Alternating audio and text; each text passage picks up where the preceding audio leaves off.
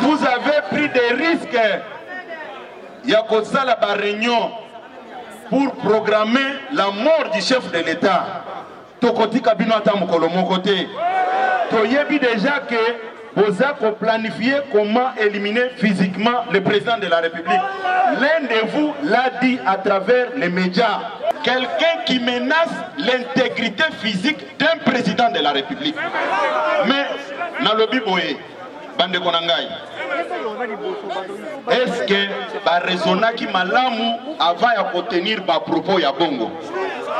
Mais Mboka Oyo, Somalie et Kosa, puisque vous avez courage, Nabino Bolobi, Toso Boma Félix Tshisekedi Lelo. Ok? Mais, Toyebite Nana Kotikala, et puis Nana Kokende, et puis Naza Kolobaboye, Nasepela Ki Mingi, Nanzembo O Bangomoko Babimisa qui a ingratitude. Mais pas ingrat et belé, et Zabino na autorité morale, Nabino. Alobi Boye. Ba ingrat Mounene et Zabino Nyonso FCC na autorité morale, Nabino. Parce que Félix Tshisekedi nde a bombi bino na mabe nyonso bosalaba na Congo. On a information na bango. Baye ba bien que c'est grâce à Félix Tshisekedi au Joseph Kabila aza ko circuler librement. Aza candidat pour la CPI. Bango bazana likambo bakoye bisabiso te. Hein? IDPS viva. Mabe nyonso oyo basali na mboka oyo. Est-ce que Kabila a un modèle na mboka oyo? Na 2011 pouvoir obiso to gagner ki banane ba yibaki yango? Non, tozonga nanu na sima na 2011 toute la communauté internationale ba yibaki que Etienne Tshisekedi yenda a gagné l'élection. Ba botolo ki yango na makasi. Bato ba yena ba boto ti awa. Tomoni bango ndenge ba ye sous nos yeux. Ba promettre biso ke bakoboma mokonzi mboka mokili mobimba bayoki yango. Dès la semaine prochaine tokosa la tournée na ba vidéo wana toko déposer na ambassade nyonso tokosa la bango ba traduction na minoko na bango bayeba ke FCC basala ki réunion na bango bayokani ke baboma mokonzi mboka. Bon, muto misaka mon matinée politique. C'est un premier docteur en droit de notre pays. Fait Etienne Tshisekedi wa Mulumba, paix à son âme. Ayebaki pourquoi a institué un cadre oyo. Mais yo au sali université na ya kosombaka ba syllabus na ba diplôme au komi na mayele belé koleka mutwa a institué un cadre oyo. Tango alobaki matinée politique ayebaki ke tokutanaka na ba après-midi. IDPS viva. Ça ne sert à rien, il y a que ça là-bas débat, il y a bas niveau. Namoni ba mususu ba lobby ba finginda kuna biso wana ke ndaku na bango eza trop sale. Non, eza te ke tozangi mbongo ko bongisa. Totiki ba stigmate wana pona muto abomaki batu awa tango azomona ngo même à travers les réseaux sociaux. Ayebake nasala bato mabe.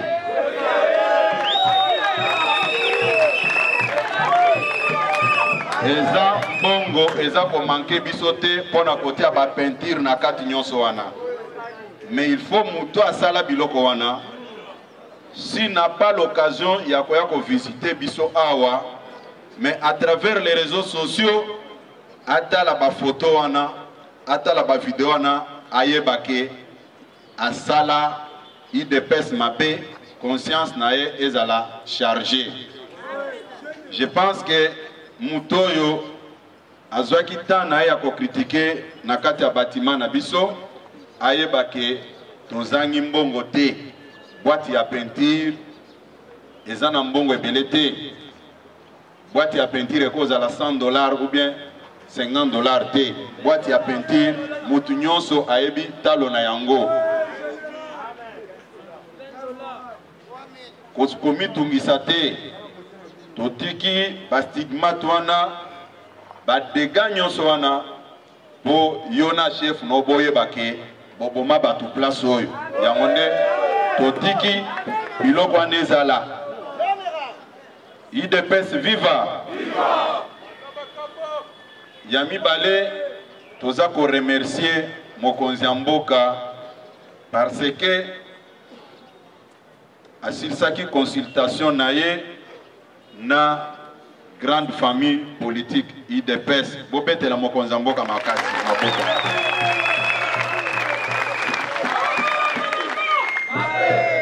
Et puis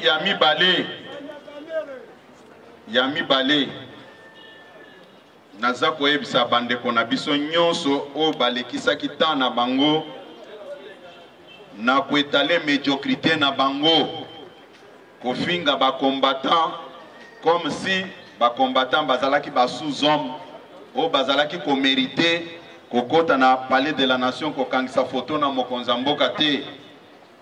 Eza faveur ba pesa ki ba combattant te. C'est leur droit, ils ont mérité d'accéder au palais de la nation. Les choses doivent être dites clairement de cette manière-là. Et puis, nous avons condamné certaines personnes au Bakoti na UDPS par l'accident de l'histoire, au Barélé, qui les mêmes propos sans respecter les combattants. Et ça que Poyo on se retrouvait soit dans l'institution Songolo Pakala, au Salaki concours na kati ya UDPS awa, au distingué ndeyo za kosa la place aux zones. Un peu de respect vis-à-vis à bas combattants.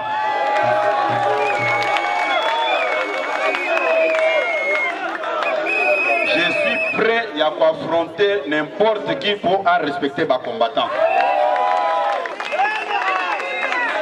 Palais de la nation wana. Kabila asalaki 18 ans kuna. En aucune fois, yo soi-disant membre à UDPS, ou tikala comme on a combattant moko, azoke ne ko solliciter kokota kuna te. Et puis, ceux qui botali malam, dernier jour ya consultation, eza jour oyo mokonzi mboka azaki na esengo makasi po amonaki ba oya ye.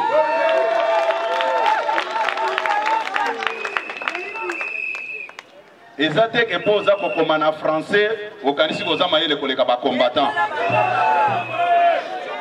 Je ne suis pas d'accord. Je pouvais comprendre ceux qui biloko ne lobamaki na bato ngambu.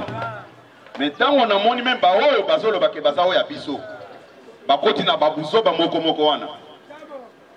Je ne peux pas accepter ça. Ngamu naza ko gérer parti au quotidien, j'ai le plein droit ya ko sécuriser ba combattant. UDPS viva. Yo kangsaka photo na chef de l'État. Pona nini oboya kate. Ceux qui combattent kangisi photo na chef de l'État, atambo na tapis rouge et créer jalousie mokoboy.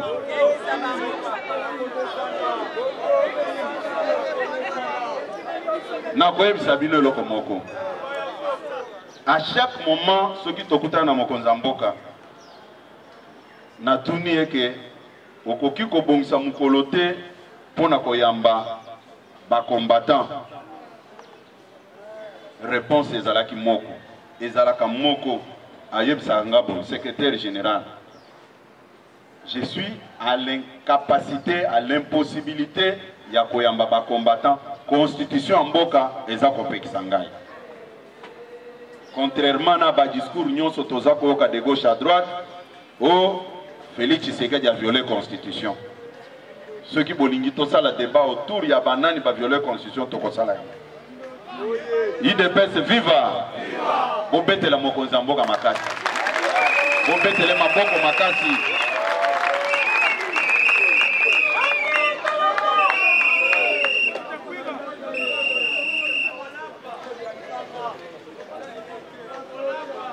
Et puis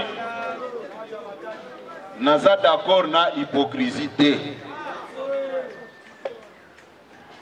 Nga makambo na lobaka e engagaka nga naza mwana mukete. Pour nani ceux qui na lobby que nazo sala matinée ezo bangi sabato. Na finga ka muto awate. Voir même bao bazo sala hypocrisie que bazana biso. O bobenga kabuya sala matinée ne wana te to so silisi makamba. Makamuni bino bo silisi. IDPS viva. Yo zana numéro nanga téléphone. Benganga na répondre yo. Pourquoi on les cas par des personnes interposées? J'avais promis que je dois animer une matinée aujourd'hui. C'est ce que je suis en train de faire. IDPS viva. IDPS viva.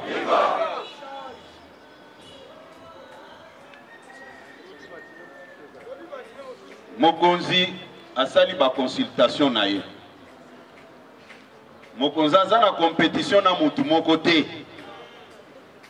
A sali consultation na ye. A silisi yango. Ça ne sert à rien. Bo banda kotuna. Azolo ba mukoloneni. Azolo ba lobby. Azolo sala bo non. Toza na phase ya compilation ya ba memorandum nyonso oyo mokonzi azwaki. C'est après compilation, il y a un mémorandum nyonso qu'il va faire la restitution.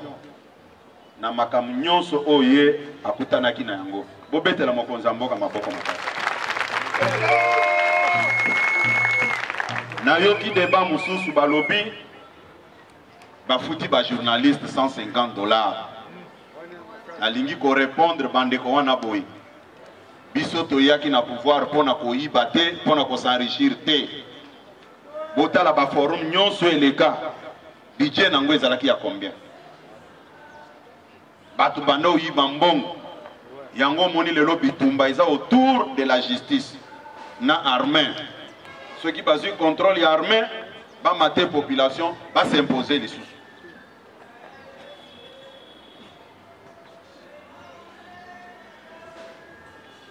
Ce qui est plus important, eza va retomber à consultation ou bien mbongo biso tokozana na ba consultation. Tolobite ke bako futa bande kona biso ba panjisa ngote. Eza musala na bango basali, il faut ba futa bango. Mais eko ma débatté que oh non, voilà basali boye comme si c'était un crime au basali. D'abord, un journaliste est à la recherche de l'information. Makambo eleki tokolandela yango. Toyeba nini elekaki. Tango naza koyebisa bino oke ba bloquer bisika nyonso ba mbongo ebimaka. Pona lika moko te initiative moko te amokonza mboka etambola. Ba preuve yango wana. IDPS viva. IDPS viva. Likambo moko soki nga na lobi likambo. Olie otia ba mega na yo. Soki oza ko maîtriser yango te. Benganga na répondre yo. Na éclaircir yo na lingi koloba nini. Puis makambo ebele soki olobi boye omoni mutu mbala moko abandi kosala ba commentaire na ba réseaux sociaux na sens nyonso na mituna ka soki nazala kata mulakisi bato bazana auditoire balinga ba bandozwaka ba zéro. IDPS viva. IDPS viva.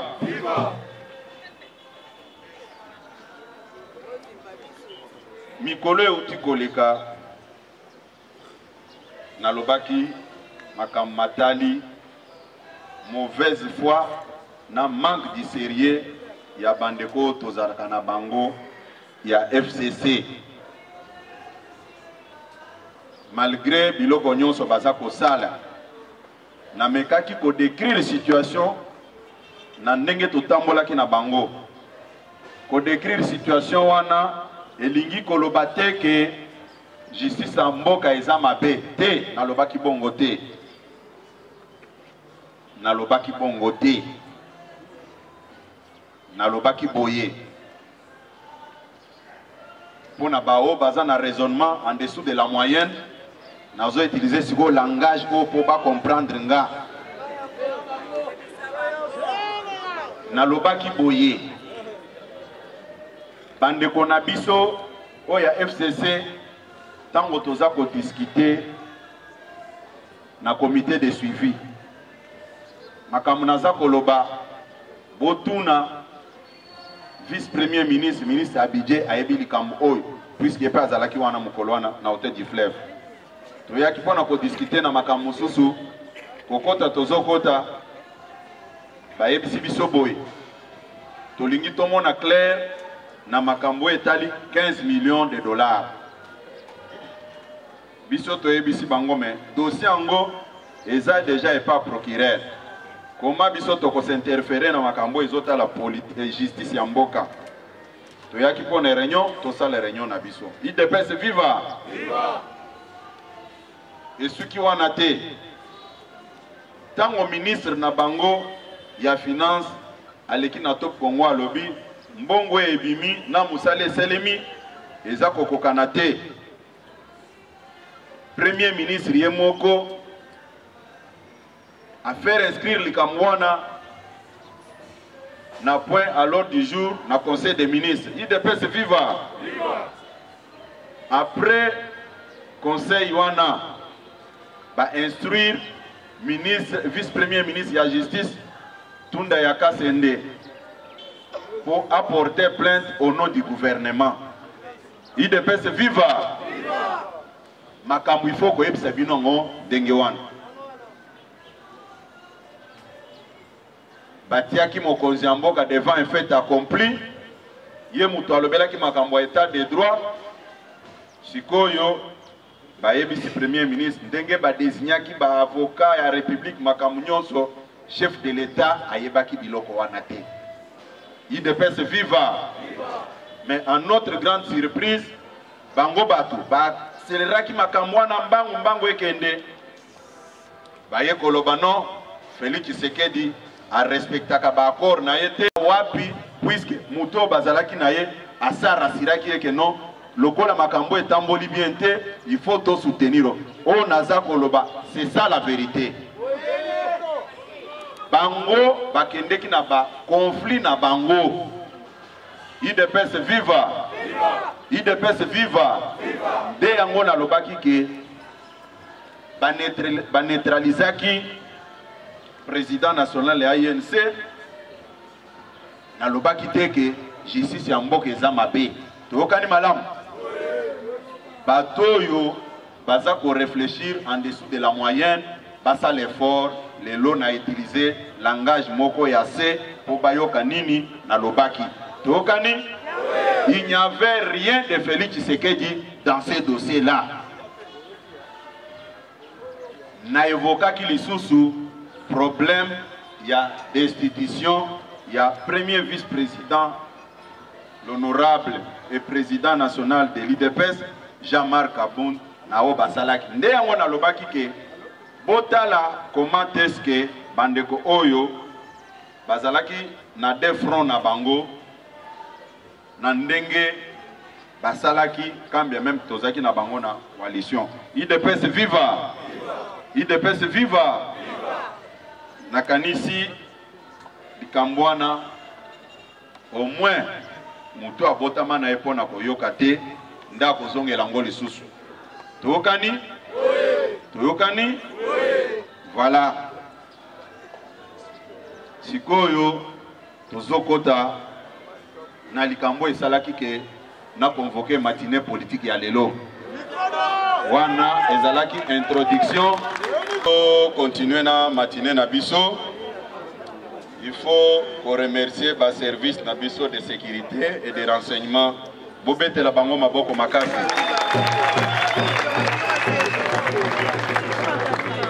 Ba service wana euti kotia maboko likolo ya mutu ya FCC oya prometaki mokonza mboka liwa.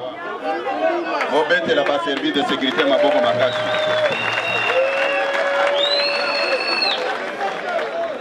Na lingi koyebisa bino boye menace wana ndeko wana azaki nde porte-parole ya réunion basalaki na kana bango ya FCC. Mais makila bana Congo oyo esopana nde sekwaki elobi kende koloba biloko nyonso abuzo bauti koloba sikoyo nde yango ya bimaki auti koloba ngo ba service de sécurité etie maboko. IDPS viva! Nga na koyebisa bandeko ya FCC boye biso banda Mobutu koboma biso ezalaka vie quotidienne na biso tokoki kobanga eloko wana te bakoki ko intimider biso te na période ya Mobutu tango makambo ya IDPS bandaki pour la première fois dans l'histoire de notre pays Mobutu azaki le tout puissant batelemelaki epa ba père fondateur bato bazaki na ba moyen te bayebisaki ekozokamba mboka mabe biso na yo abu pia les 13 parlementaires batelemela mutu azaki na impérium à pouvoir mbongo biloko nyonso armée batelemeli ye abandi kokanga biso kotia na basak kobwaka na mai. Nous avons une histoire dans ce pays. Ce n'est pas aujourd'hui que Bato FCC va promettre Bissoliwa que ça va nous faire peur.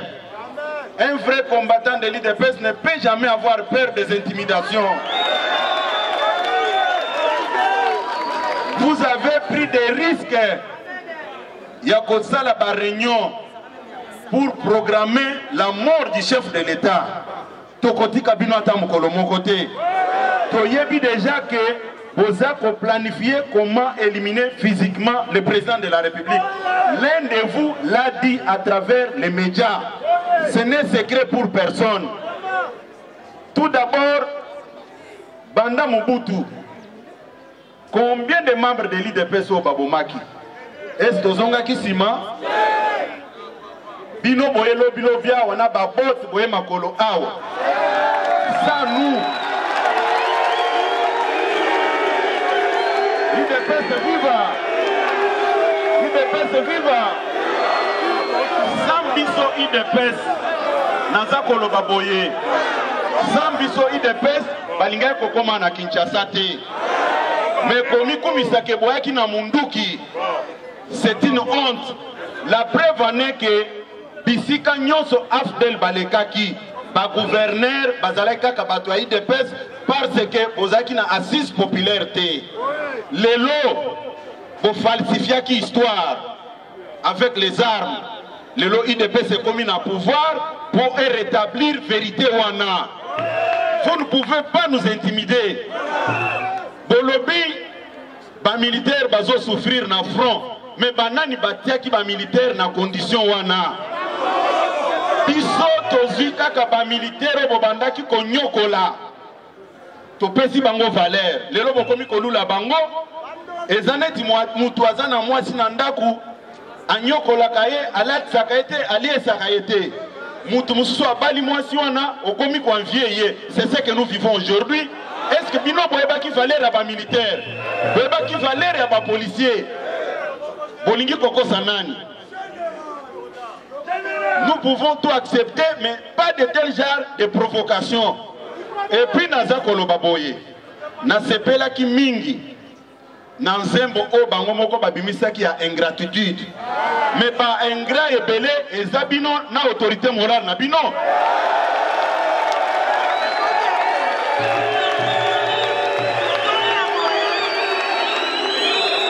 Na lobi boye, na lobi boye. Ba ingrat munene eza bino nyonso FCC na autorité morale na bino. Parce que Félix Tshisekedi nde abombi bino na mabe nyonso bosala ba na Congo. Il faut boye bango bien. Régime nini bomona baza ko sanctionner tous les dignitaires des régimes. Aucun États-Unis, ba Congo ezali. Aucun Union européenne, ba Congo ezali. Bozo kata sonité pour chercher à nous prêcher encore quoi?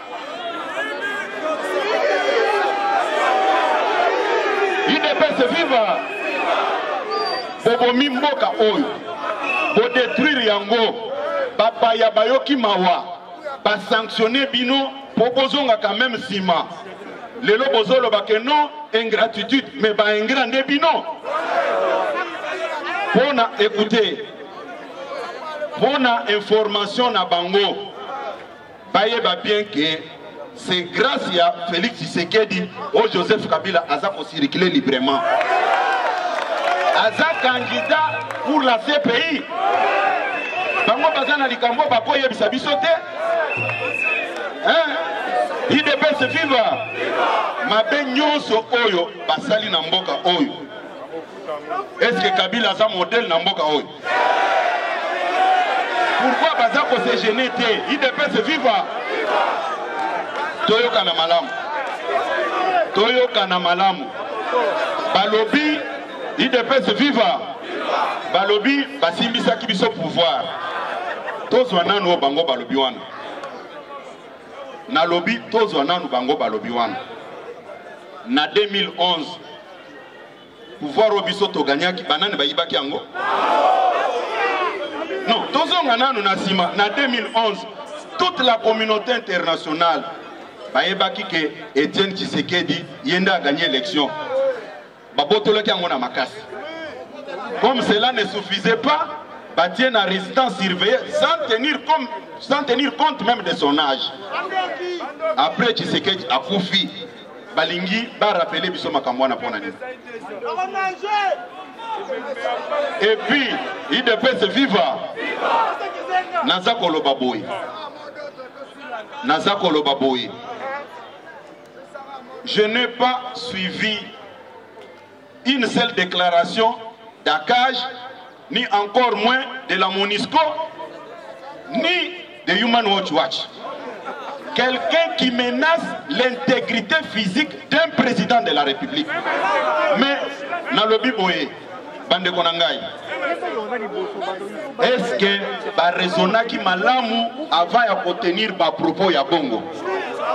Mais mboka oyo Somalie est comme ça. Puisque vous avez courage Nabino Bolobi, Tosobo ma Félix Tshisekedi lelo. OK? Mais toyebite nana kotika là et puis nana kokende.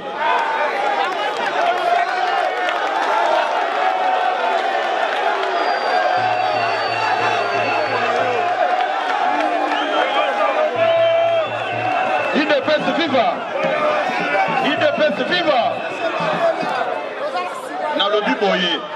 Naza koloba boye. Est-ce que bande konangai entre nous toyebisana nanu ba vérité. Bato baye na ba bote ti awa. Tomoni bango ndenge baye sous nos yeux.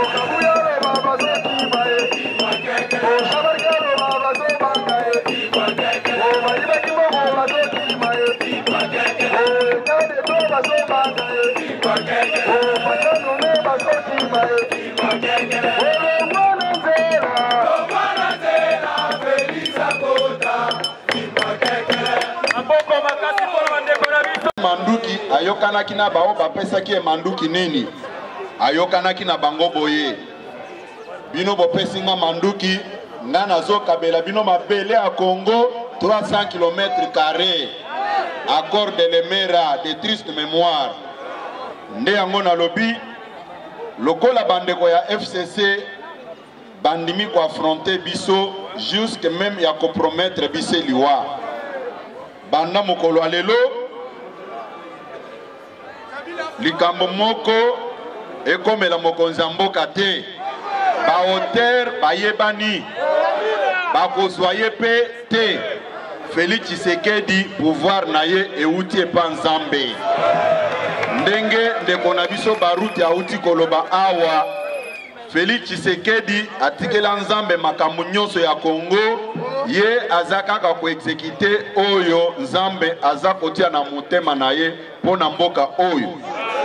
Mais lokola bango baza ba ingrat Nzambe pa inspiré bango bambimisi nzembo ya ingratitude.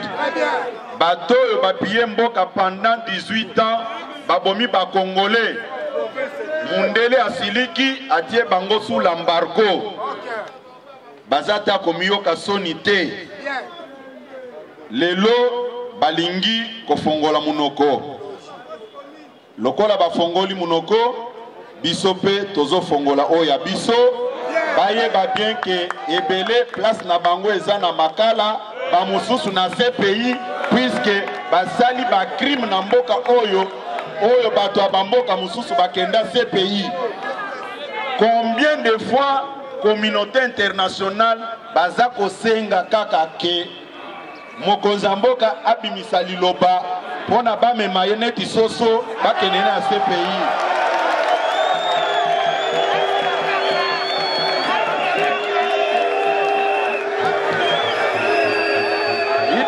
Viva Félix Tshisekedi aza moninga na bango te, au contraire aza protecteur na bango. Bafingaka mutu oyo asoigné na maladie te.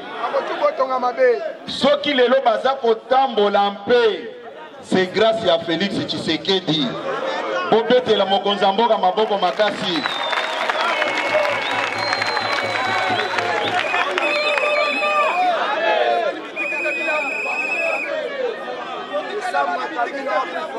IDPS viva!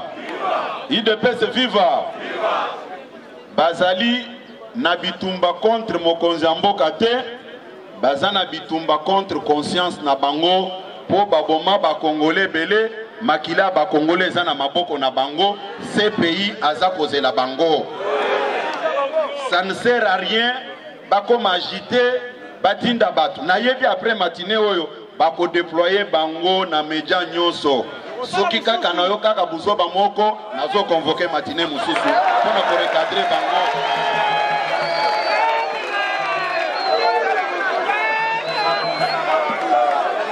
IDPS viva! IDPS viva! Nakanisi eloko toza ko retenir ezake ba promettre biso ke bakoboma mokonzi mboka. Mokili mobimba bayoki yango. Dès la semaine prochaine, toko sala tournée na ba vidéo wana, toko déposer na ambassade nyonso, toko sala la bango ba traduction na minoko na bango, baye ba ke FCC basala ki réunion na bango, bayokani ke baboma mokonzi mboka. Toyokani? Toyokani malamu. Zamba pambola bino.